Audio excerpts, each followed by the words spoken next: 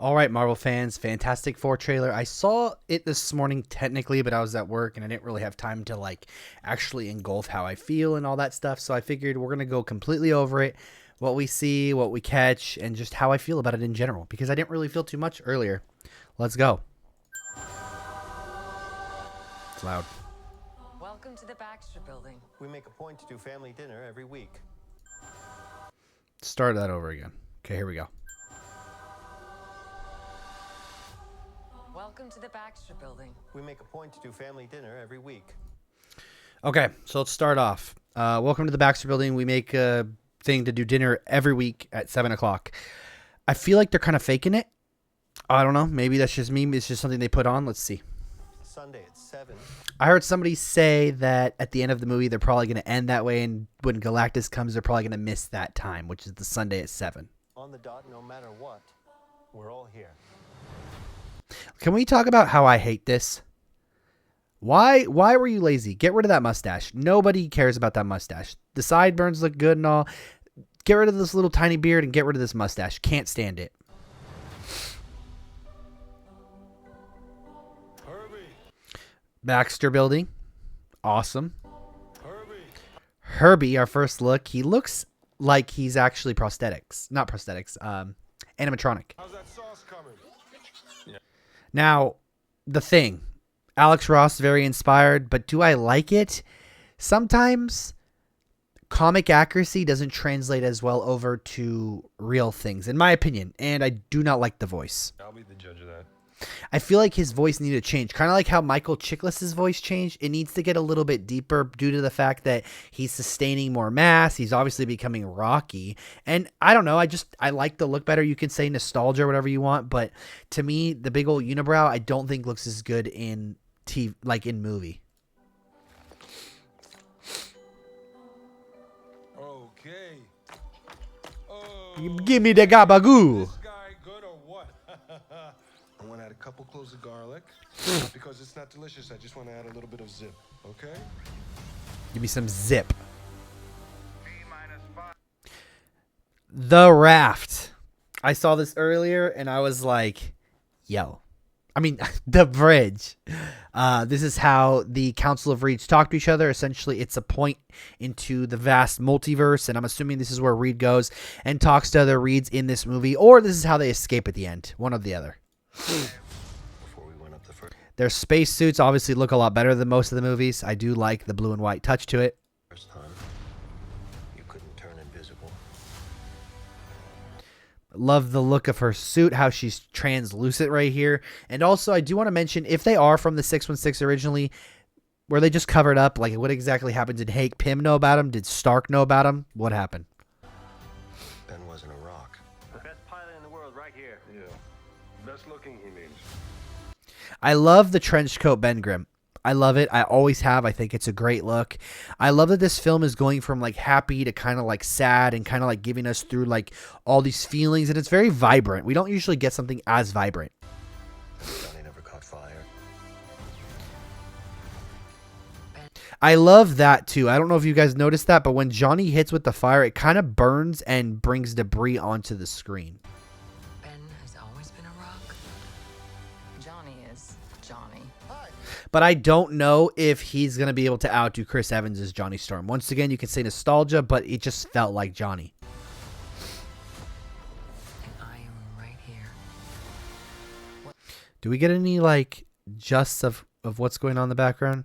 I'm assuming this is early on against Mole Man, but I don't know. I am right here.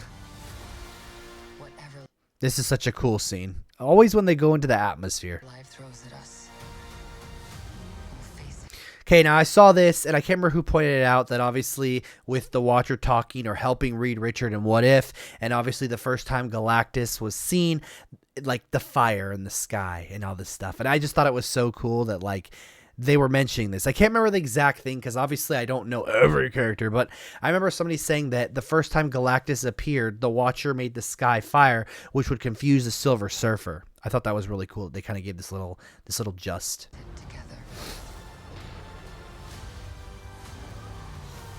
Fantastic car.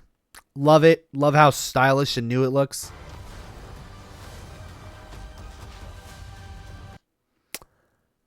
Don't know yet. Don't know yet. But I'm assuming he's one of the smaller villains at the start, just like Mole Man.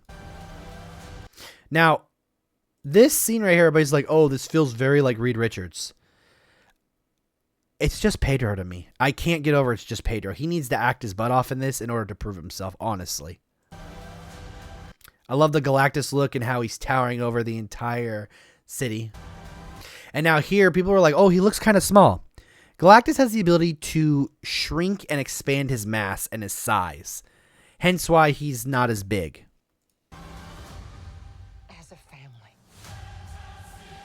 This right here, I remember someone said this is a nod to what the Beatles looked like they were on in their performance in the 30s. And I love the classic logo.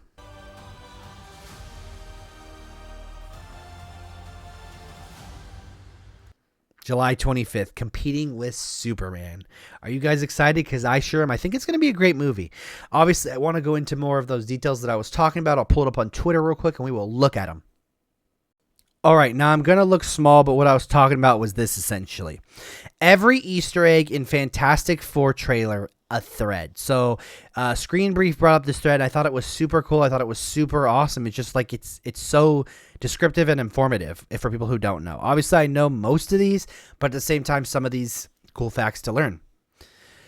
The film has a retro-futuristic look inspired by Sid Mead. Mead's artwork from the 1960s imagined a sleek, colorful vision of the future inspired by a timeless vision of the past. He worked on concept art for films including Blade Runner, Aliens, and Tron. It also looks very The Jetson-like to me. I don't know. I think it looks cool. The Baxter building appears. Obviously said that, but once again, it looks awesome. It's the iconic headquarters of the Fantastic Four from the comics is directly inspired by the retro-futuristic designs of Sid Mead, which is this right here. But, you know. Herbie. In the comics, the robot was built by the Xandarians to search for Galactus. His name means highly engineered robot built for interdimensional exploration. Once again, pointed out, practical effects on Herbie. Looks awesome. The Fantastic Four stage is directly inspired by the Beatles stage from their... I said the 30s. I meant 60s. I don't know exactly. Not good on the history part, but okay. Looks awesome. Love the look to it. Look, it looks cool. Looks cool. The Fantastic Car appears. Obviously, we saw this Fantastic Car more, say, in Deadpool and Wolverine, but the new touch is awesome looking. Future Foundation appears. Essentially, first introduction in Fantastic Four 579, which is 2010. Reed Richards founded it to solve the world's biggest problems. Once again, right here using the bridge. In the comics, the Foundation built a bridge device that can look across the multiverse, helping him meet the Council of Reeds. The Council of Reeds obviously are being hinted to being in this film. They are Reeds from all over the multiverse who gave up their family and essentially band together to help make world peace. They have planets that are just for food. They have planets, all this stuff, and they have lobotomized Dr. Dooms down in their cellars. It's pretty awesome.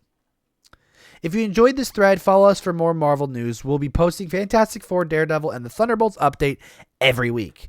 Let me know what you guys thought, and as always, I will catch y'all in the next one, Jurassic Park information, tomorrow.